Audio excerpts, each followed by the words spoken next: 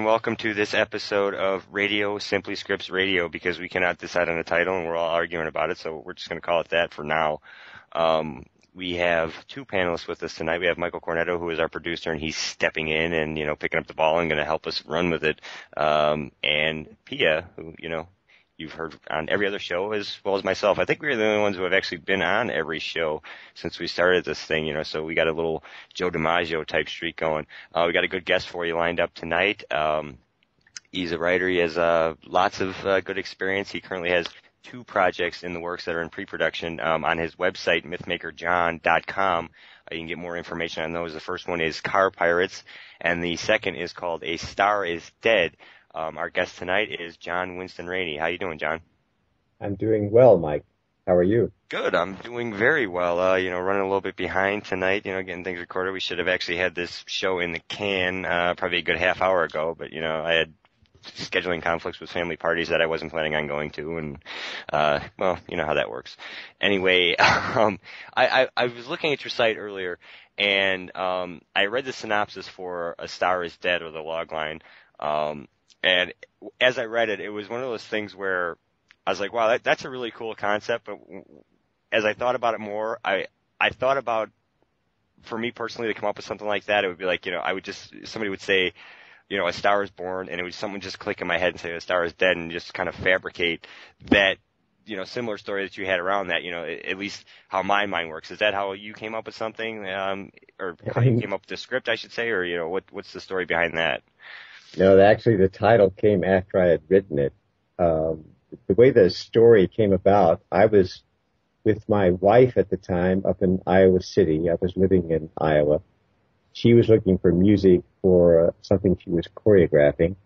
And I saw I was just hanging around looking at the Billboard charts, and I saw John Denver had just died and just bought the farm with his plane.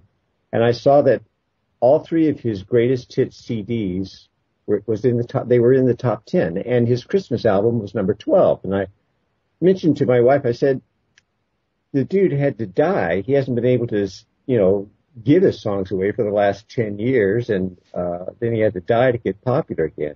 She looked at me and she said, there's a screenplay in that. So I immediately started thinking of Elvis sightings and things like that, and the fact that Elvis was still alive and all that. And that's kind of was the genesis of the story. And 6 weeks later, I had a complete screenplay.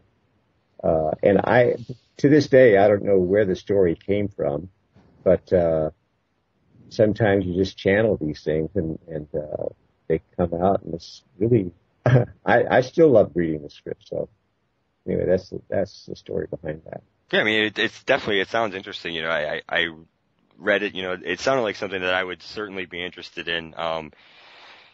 It seems like it has, a pretty good comedic aspect to it and things like that. I was just curious because when I read the title, I was like, this seems like something where the title came first. I've written some stuff myself where, a title popped in my head and I actually fabricated a story around it.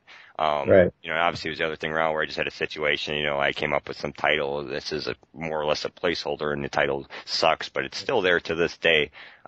I mean, do you more or less write your script to come up with the titles later, or, have you ever had any instances where you've had a title and, worked, something around that, starting point?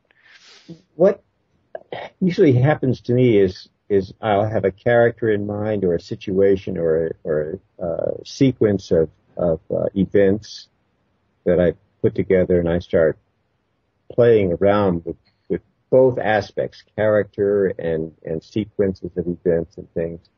And then I just start fiddling around with it. And in the process of writing the script, the title just kind of pops out at me. I really don't premeditate a whole lot. I don't do what I teach. I mostly just write here and there, and often a story doesn't come to me, beginning, middle, and end. The little pieces and things. I walk on the beach a lot, and ideas come to me, and I'm nowhere near something to write with or record with. So hopefully I remember them as I race back to my little garret to write it down. So, but anyway, that's how things happen. Generally an idea happens. I wrote a script called The Briar Patch, and that came from me tromping around on my land in Iowa, which was full of forest and undergrowth, actually. And I loved tromping through the undergrowth that was full of briars and brambles and berry bushes and things. And sometimes I would get caught up in them, and it would pull at my clothing and everything. And one time I kind of halfway panicked that I was never going to get out of it. And the idea came to me about bushes that eat people. So, and that's where that story came from, the Briar Patch.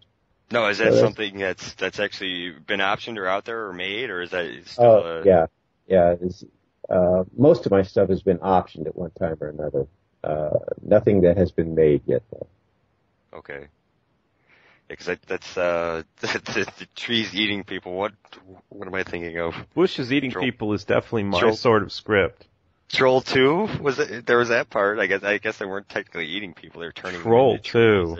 Troll 2, yes. One of our former panelists who has fallen off the face of the earth that I haven't talked to him in a while, Jordan. That is one of his all-time favorite movies. It's that bad.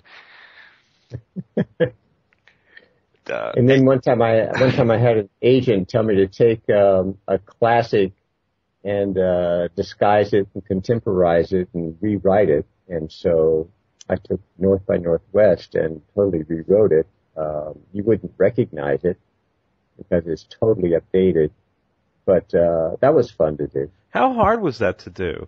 I mean, I hear that espoused as a technique for writing things that would interest people, is to take something that's classic and completely change it around so it's not recognizable anymore.